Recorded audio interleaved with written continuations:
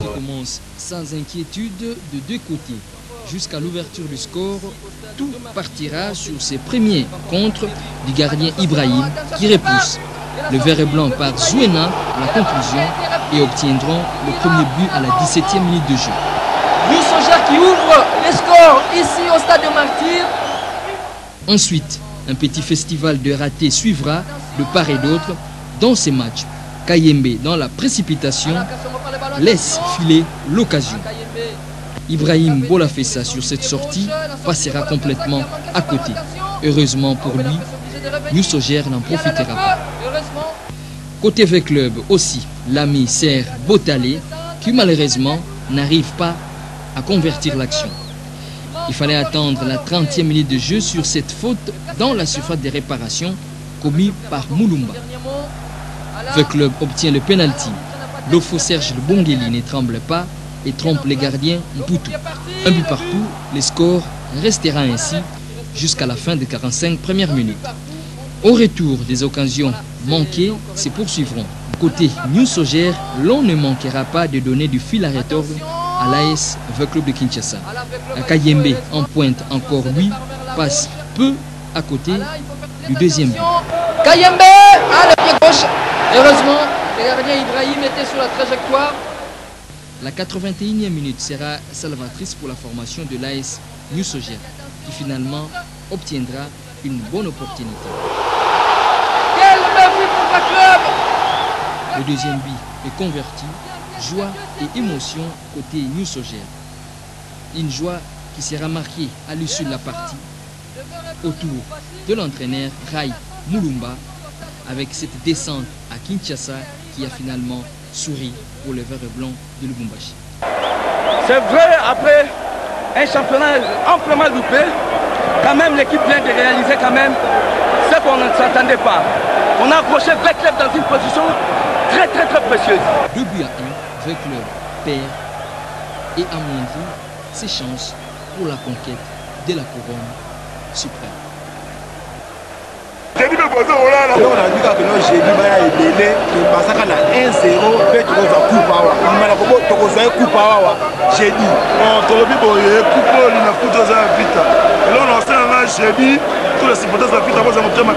À la pause, les deux équipes se séparent sur la note d'un but partout. Un résultat qui fait monter la tension côté V-Club dans les vestiaires. Une défense qui donne des buts cadeaux. Une attaque qui bat sur le banc. Pendant ces 45 minutes, pas de titre. Et nous voulons marquer la but comment? Nous voulons marquer comment? Message reçu aux joueurs de chercher de nouvelles stratégies. Ce n'est pas bien. Hein?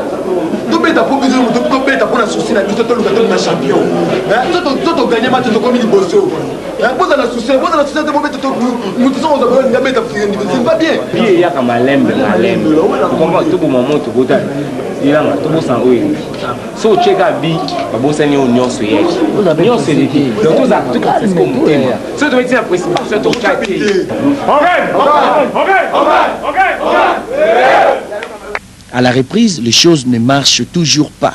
Au contraire, ce sont les verts et blancs katangais qui trouvent les chemins du filet de la cage gardé par Ibrahim Bolafessa. 2 ans, une surprise désagréable dans les camps de V-Club, difficile de se contenir.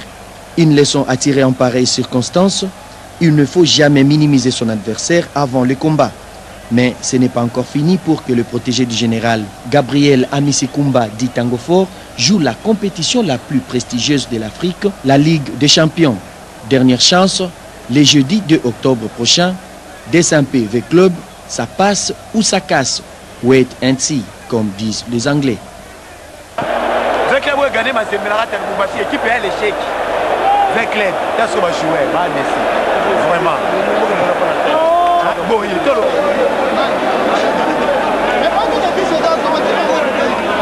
Retard de la 12e journée de la 13e Lina Foot. Une victoire qui tombe à pic à l'heure où les Daring en avaient les plus besoin pour se rapprocher du titre. Tout commence pourtant bien pour les Corbeaux du TP Mazembe dans ce match, avec la titularisation de 2 anciens joueurs du FC 105 de Libreville, le centrafricain Marcelin Tamboulas et le Gabonais Alain Djissikadi, à l'origine de cette passe pour Kaluituka qui frappe au-dessus. La réponse est immédiate. Deo Kanda Moukok, après une conduite de balle parfaite, déclenche une frappe plein axe qui trouve l'arrêt réflexe de Aimé Bakula. ce n'est que le début d'un match disputé. 25e minute, Mputu Mabi Trésor lance en profondeur Alain Kaluitu Kadioko, seul devant Dombassi. Son dribble est parfait, mais sa frappe n'est pas inspirée.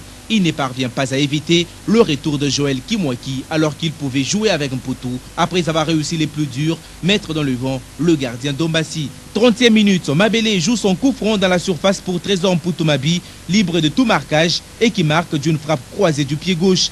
Petit cadeau de la défense du Daring Club Motema Pembe qui donne à Mputu le temps de contrôler et de frapper. Résultat, ça fait 1-0 pour Mazembe. Une minute seulement après cette ouverture du score, Trésor Mputu, complètement oublié par la défense imanienne, hérite d'une passe de Djissi Kadié. D'un sang-froid extraordinaire, il réussit sa louche devant Dombassi pour le deuxième but de Mazembe dans ce match.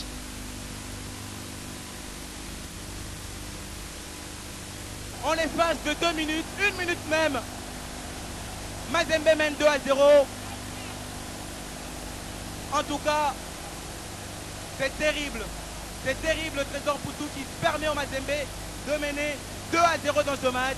Le Daring paye cash ses erreurs défensives, mais ne capitule pas. Sur ses corners joués à la rémoise, Deo Kanda enroule son centre détourné sur la barre par Aimé Bakula. Sur l'action suivante, la longue ouverture de Issa Mampeko est détournée dans les buts par Léopold Bagnac, qui trompe son propre gardien et accorde un petit cadeau à son tour au Daring Club Motema Pembe. C'est un autre but. Voilà, un autre but. Manque criant de communication entre Aimé Bakula et son défenseur, permettant ainsi au Daring Club Motema Pembe de reprendre confiance à la 36e minute.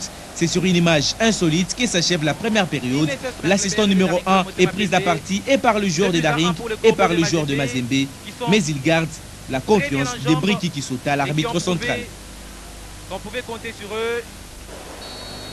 À la reprise, le Daring revient fort à la recherche de l'égalisation. Bokungu Njoli se signale déjà sur ses têtes pas trop appuyées. En dépit de ces beaux jeux développés des part et d'autres, l'animosité s'installe et le fair play disparaît. Tout commence par ces mauvais tacles de Gladys Bokesse sur Alain Kaluitu Kadioko devant l'arbitre qui laisse jouer. Deo Kanda à son tour est séché par Mabele. L'arbitre laisse encore jouer. Et sur une nouvelle faute de Joël Kimwaki sur Trésor Mputu, il reste muet. Dans les tribunes, ça chauffe et l'arbitre semble avoir perdu le contrôle du match. De retour sur terrain après avoir reçu le soin, Trésor Mputu pète complètement les plombs et commet la faute qu'il ne fallait pas commettre. Sans l'intention explicite de jouer le ballon, Trésor s'attaque au tibia de Kimwaki. Véritable geste antisportif, réprimandé avec force par l'arbitre Briki Kisota. Qui doit ramasser un carton. Est-ce un rouge ou un jaune? On va voir Briki Kisota. Et ça sera un carton rouge de Trésor Mputu Mabi. Voilà, Briki Kisota qui applique à la lettre le règlement. Mazembe doit maintenant jouer à 10 contre 11. L'équation se complique. Alors que le chemin de la croix s'ouvre pour Mazembe dans ce match avec cette sortie de Trésor Mputu. Et voilà, donc ce qui s'est passé ce jour-là, je crois que les amis, maintenant le signal du stade est là. Avec, pour ce match Daring Club Motema Pembe V Club, nous allons maintenant passer le bâton de commandement à nos amis qui sont au stade des Martyrs, c'est-à-dire Gix Landou et Patrick Aïssa pour la radio. Gix Landou, maintenant vous avez l'antenne et nous allons suivre avec vous le match.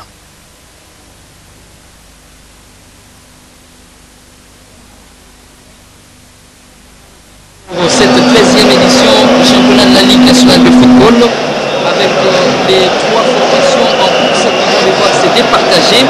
Daring Club Motema Pembe de Kinshasa leader actuellement avec 27 points. Place avec 26 points.